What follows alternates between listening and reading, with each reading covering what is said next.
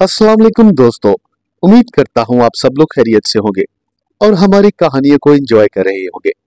हमारी दुआ है कि आप जहाँ भी रहे अल्लाह ताला की हिफाजत में रहे। तो आइए बढ़ते हैं अपनी कहानी की जानिब। ये एक नए साल की सर्द और ठिठुरती हुई रात थी। चांद दूर दूर तक बादलों को अपनी लपेट में लेने की कोशिश कर रहा था। बादलों के टुकड़े आसमान पर रुई के गालों की तरह बिखर रहे थे। वो किसी नामालूम सिमत की जानिब रवा दवा थे। मौजा हसन शाह एक गहरी तारीकी में डूबा हुआ था।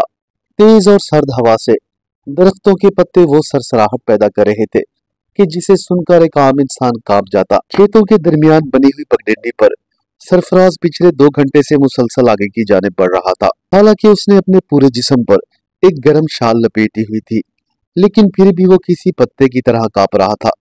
ये एक 40 साल का उधेड़ उम्र शख्स था जो जल्द से जल्द अपने घर पहुंचना चाहता था, जहां उसकी बीवी और एक इकलौता बेटा उसका इंतजार कर रहे थे। हैरानी की बात तो ये थी कि इतनी कड़ाके की सर्दी में उसके माथे पर पसीना आ रहा था। उसने चलते चलते ही अपनी शाल के एक कोने से अपने माथे पे आने वाला पसीना पूंछा। वो दिल ही दिल में दुआएं मांग रहा था कि बखैर आफियत अपने घर तक जा पहुंचे। अचानक ही हवा का एक तेज झोंका आया और पगडंडी पर लगे हुए दरख्त का साया चांद की रोशनी में पगडंडी पर बढ़ने लगा। ये साया किसी दियोकामत जिन की सूरत में बिल्कुल सरफराज के ऐन सामने आ खड़ा हुआ था। सरफराज ने खौफ के मारे एक झुरझुरी सी ली और उसके कदम ठिठक कर रुक गए। क, कौन है वहां? उसने एकदम खौफ से चीखते हुए कहा, लेकिन वो साया अचानक से ही कहीं गायब हो गया। सरफराज ने फौरन ही अपने सर को झटका। वाकई में वहां कोई मौजूद था या उसकी नजरों को धोखा हुआ था। चंद लम्हे वो यूं ही मबहूत खड़ा रहा और उस बारे में सोचता रहा, क्योंकि इतनी सुनसान और कड़ाके की रात में कोई इंसान तो यहाँ आने से रहा। चंद लम्हे यूं ही मबहूत रहने के बाद उसे जब कुछ भी नजर न आया तो उसने इस ख्याल को अपना वहम समझा और फिर से आगे बढ़ने लगा। शायद मैं बहुत ही ज्यादा डरने लगा हूँ, वो अपने मुंह ही मुंह में बड़बड़ाया। न जाने आज क्या हुआ है कि मुझे हर शय किसी भूत की मानद मालूम हो रही है। सरफराज ने अपने दिल को एक झूठी सी तसल्ली देते हुए कहा, क्योंकि हकीकत बिल्कुल इसके बरक्स थी। वो अपने आप को सिर्फ तसल्ली देने की कोशिश कर रहा था। खौफ के नादीदा हाथ सख्ती से उसके नर्म दिल को भींचे हुए थे और वो अपने जहन को इधर उधर करने की कोशिश कर रहा था। जहां तक उसकी नजर जाती मौत का साया ही नजर आ रहा था। दरख्तों की लहराती हुई शाखों के अकब में तैयार फसलों के अंदर ये रात के उड़ते परिंदे उसके दिल को अंदर ही अंदर से खाए जा रहे थे। वो मुसलसल यही सोच रहा था कि अगर वो मर गया तो उसकी बीवी और इकलौता बेटा दर दर की ठोकरें खाने पे मजबूर हो जाएंगे।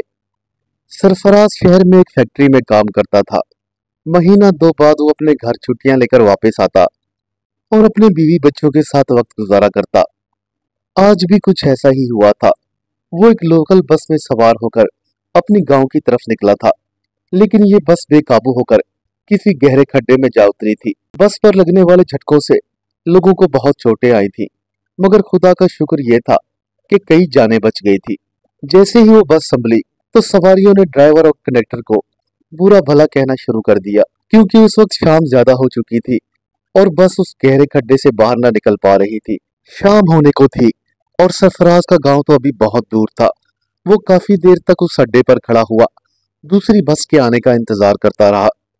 जब कोई भी बस ना आई तो उसने पैदल ही सफर करने का सोचा।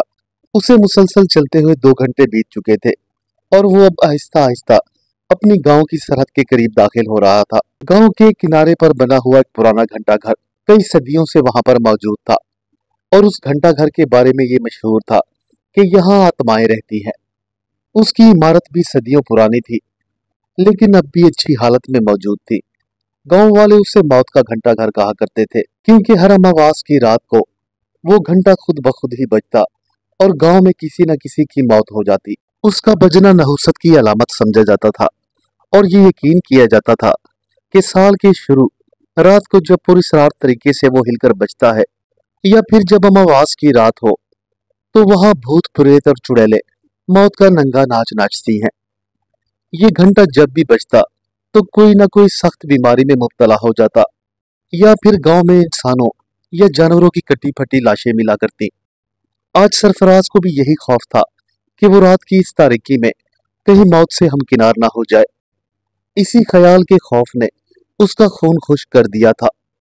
तभी तो उसे आसमान पर उड़ने वाले चमगादड़ और दरख्तों के साए किसी भूत की मानद मालूम हो रहे थे। वो मुसलसल अपने खौफ पे काबू पाने की कोशिश करते हुए अपने कदम घर की जानिब बढ़ाने लगा। अचानक उसने खेत में एक सरसराहट सी महसूस की, लेकिन उसने उसे इग्नोर करते हुए आगे चलना ही मुनासिब समझा। आवाज इतने करीब से आई थी कि वो उस पर तवज्जो दिए बिना आगे न बढ़ सका। अब की बार ये उसका वहम न था, बल्कि हकीकत थी। दूर दूर तक तारीकी छाई हुई थी, लेकिन उसे घूरती हुई दो गहरी आंखें अब साफ नजर आने लगी थी। मौत ठीक उसके सामने उसकी निगाहों से निगाहें मिलाए खड़ी थी। सरफराज चंद लम्हों तक तो उसे भूत समझता रहा, लेकिन अगले ही लम्हे उसका जहन आहिस्ता आहिस्ता साफ होने लगा। ये कोई भूत प्रेत नहीं, बल्कि एक कुत्ता था जो कि इन खेतों का रखवाला था। उसने सरफराज को दूर से ही आता देखकर उसे धर लिया था। अगले ही लम्हे वो अपनी मकरूह आवाज में उस पर भौंकने लगा, लेकिन सरफराज इन सब का आदी था, क्योंकि वो हर आने वाले महीने दो महीने में इस मेजबान से जरूर मिला करता था। उसने फौरन ही उसे शिश्कारा और कुत्ता भी सरफराज को पहचानते हुए उसके रास्ते से हट गया। सरफराज अब अपने गांव के बिल्कुल करीब पहुंच चुका था। वो कच्चे पक्के मकानों के दरमियान से गुजर रहा था। दूर दूर तक एक घनघोर सन्नाटा फैला हुआ था और लोग खौफ के मारे अपने अपने बिस्तरों में दुबके हुए थे। वो तेज तेज कदम उठाता हुआ गांव की मेन गली में दाखिल हो चुका था। जैसे ही वो गली के नुक्कड़ पर आया तो एक घर का अचानक से दरवाजा खुला।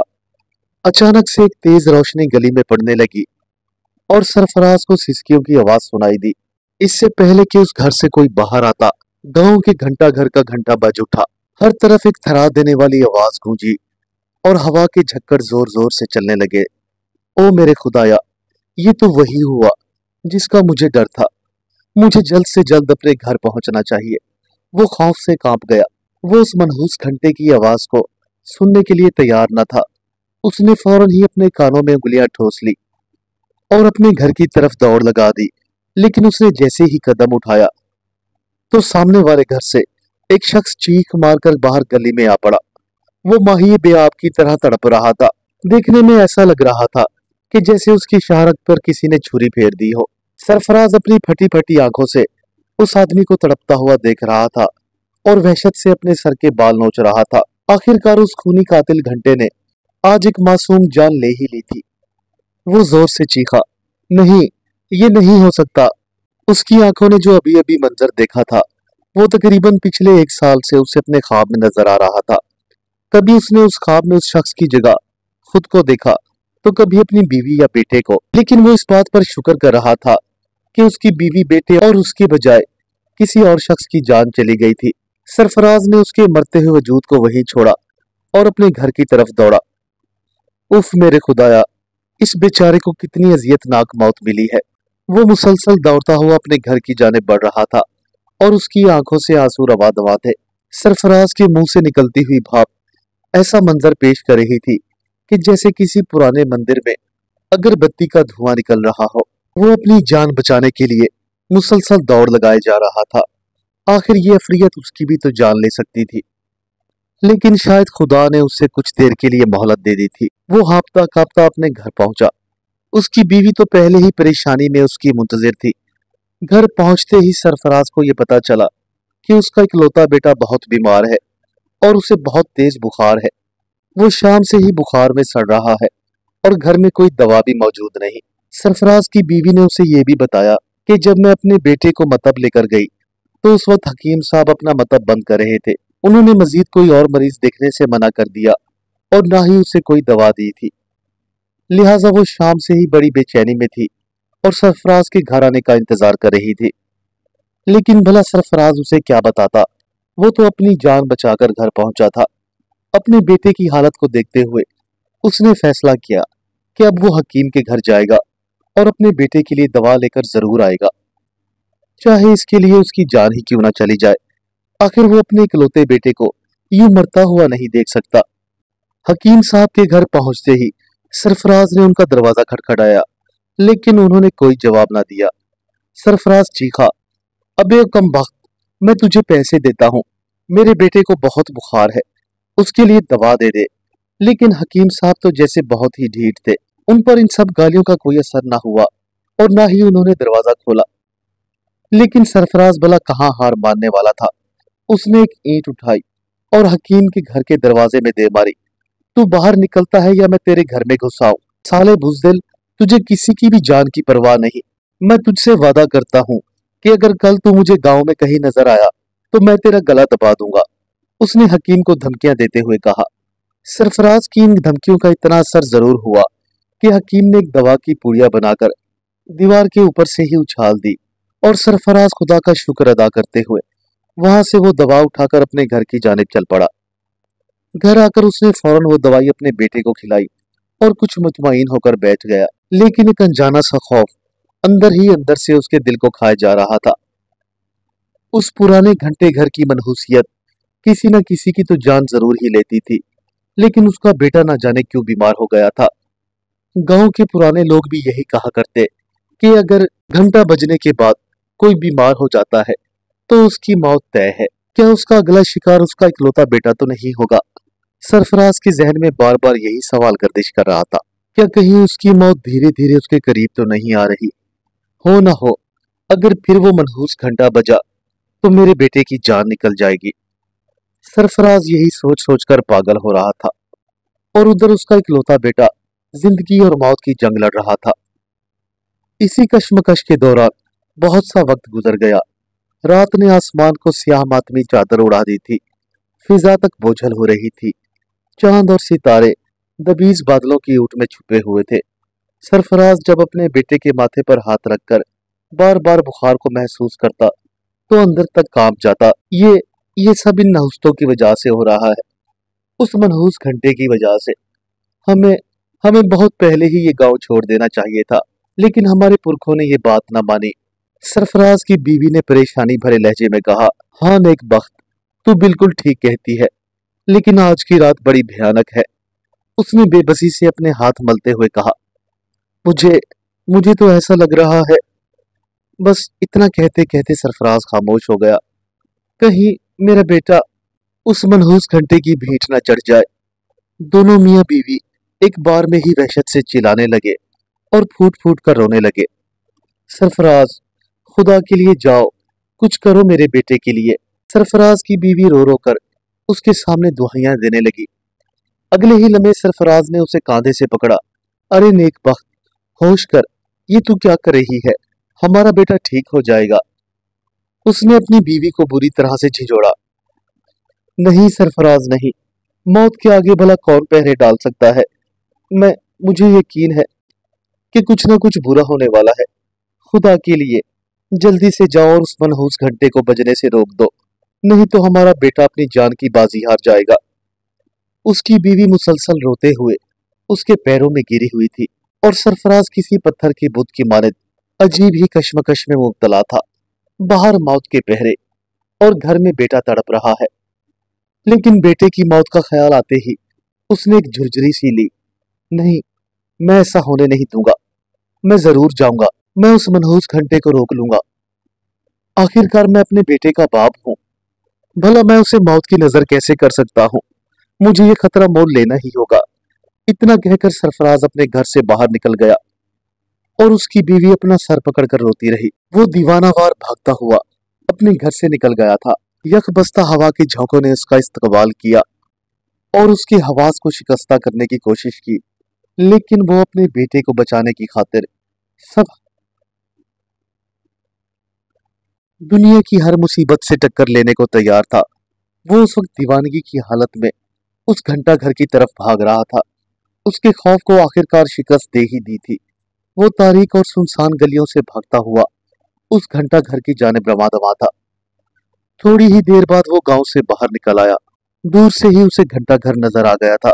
उसकी कुएं जैसी इमारत किसी बदरूह के मस्कन की तरह मालूम हो रही थी। उसे देखकर सरफराज को एहसास हुआ कि इस घंटा घर की पूरी सरायत माहौल को किस कदर भयानक बना देती है। इस खुले इलाके में आने के बाद सरफराज को अपने जिस्म में खून जमता हुआ महसूस हो रहा था, लेकिन उसने फिर भी अपनी हिम्मत को टूटने न दिया था। वो हर हाल में घंटे को बजने से रोकना चाहता था। उसने सोचा और पहाड़ी के ऊपर चढ़ने लगा। जब वो ऊपर पहुंचा तो उसे हवा की शिद्दत में ज्यादती महसूस हुई। हवा के तेज और तंग सर्द झक्कड़ उसे बुरी तरह से नीचे की जानिब धकेल रहे थे, और वो था कि किसी चट्टान की तरह मालूम हो रहा था। आखिरकार हिम्मत करके वो उस घंटे के करीब जा ही पहुंचा था। ये पूरी सरार घंटा चौड़े कुएं के ऊपर एक लोहे के मोटे राड पर झूल रहा था। सरफराज ने पत्थरों का सहारा लिया और शिकस्ता पत्थरों की मुंडेर पर चढ़ते हुए नीचे बने हुए गहरे कुएं की जानिब देखने लगा। एक लम्हे को उसकी रूह तक कांप गई। उसने एक गहरी नजर लोहे के हुक पर डाली जो अभी उसी घंटे से टकराने ही वाला था। इससे पहले कि वो हुक अपने घंटे से टकराता और सरफराज के बेटे की मौत हो जाती, सरफराज फौरन ही उस हुक से लटक गया। उसने हुक को बड़ी मजबूती से थाम लिया और घंटे के साथ टकराने से बचा लिया था। वो झूलता हुआ घंटे की कभी इस दीवार से तो कभी उस दीवार से अपनी टांगे टकराता। उसने वो मनहूस घंटा बजने से तो रोक लिया था, लेकिन उसके हाथ बुरी तरह से फिसल रहे थे। वो अपने आप को मुसलसल उस कुएं की अथाह गहराई में गिरने से बचाने की जिद्दोजहद कर रहा था, जबकि गांव के लोग और सरफराज की बीवी अपने अपने घरों में खौफ से दुबके बैठे थे। वो उस मनहूस घंटे की अगली घंटी बजने का इंतजार कर रहे थे। उन्हें अंदर ही अंदर से यही खौफ खाए जा रहा था कि अगली घंटी न जाने किसकी मौत की खबर लाएगी। लेकिन उधर शामत का मारा सरफराज उस हुक से लटका हुआ था। मुसलसल लटके रहने के बावजूद उसके आसाब शल हो गए थे। वो उस पुरस्रार और मनहूस घंटे वाले कुएं में लटका हुआ था और अपनी जान को बचाने की कोशिश कर रहा था। लेकिन आखिर कब तक? अगले ही लम्हे सरफराज के मुंह से एक जोरदार चीख निकली और वो कुएं की तारीकियों में गिरने लगा। उसका वजूद नीचे ही नीचे गिरता जा रहा था और अचानक ही किसी पथरीले फर्श के साथ टकराने के बाद उसकी रूह उसके जिस्म को छोड़कर परवाज कर गई। उसने अपने बेटे की जिंदगी के लिए अपनी ही जान दांव पर लगा दी थी। अगली सुबह गांव वाले चहमगोयां कर रहे थे। उनके ख्याल में जब घंटा नहीं बजा तो सरफराज की जान किसने ले ली थी। वो तो मौत से लड़ने गया था और खुद ही मौत का शिकार हो गया। लेकिन उन्हें क्या खबर थी कि सरफराज ने अपने बेटे की जान के बदले अपनी जान दे दी थी। उम्मीद करता हूं मेरे दोस्तों को आज की कहानी पसंद आई होगी। दोस्तों से रिक्वेस्ट है कि अगर कहानी पसंद आई हो तो चैनल को ज्यादा से ज्यादा सब्सक्राइब करें और अपने दोस्तों के साथ भी शेयर किया करें। मिलते हैं कल एक नई कहानी के साथ। तब तक के लिए अल्लाह हाफिज।